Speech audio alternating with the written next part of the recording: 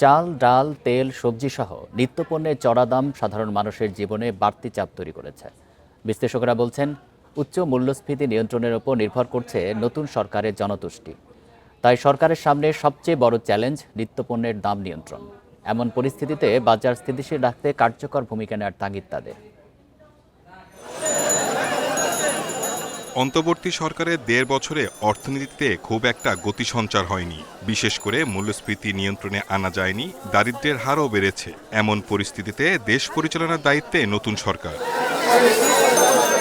৮ মাস ধরে এই মূল্যস্ফীতি ৮% ঘরে আটকে আছে। জিনিসের দাম বাড়লেও আয় না বাড়ায় চরম বিপাকে সীমিত আয়ের মানুষ। ভোগ্যপণ্যের সংকট না থাকলেও কারসাজি করে দাম বাড়ান অসাধু ব্যবসায়ীরা। সরকারি সংস্থার অভিযানও কাজের কাজ কিছু হয় না। সব মিলিয়ে এবার রাজনৈতিক সরকারের কাছে ভোক্তাদের প্রত্যাশার পাল্লা ভারী। New Zealand dairy, excellence in quality. আশ্বাস নয়, চান দৃশ্যমান পদক্ষেপ। ভোক্তা হিসেবে প্রত্যেকেই চাই যেন একটা প্রাইসটা যেন একটু কম হয়। আমি ক্রয় যখন করব তখন আমার ইন্টারেস্ট হচ্ছে যেন একটু কম হলে আমার জন্য বেটার। ইনকাম তো আর বাড়ে নাই, ইনকামের থেকে বাজারের দাম বেশি।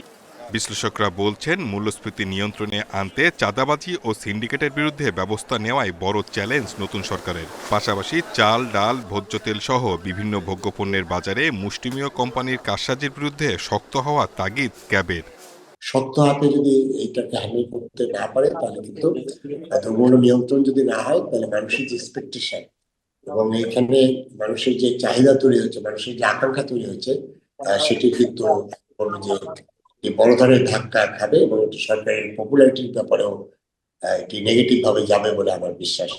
টেকসই সুফল পেতে নিজস্ব পণ্য উৎপাদন বৃদ্ধির পাশাপাশি সামগ্রিক বাজার ব্যবস্থা সংস্কারের পরামর্শ বিশেষজ্ঞদের।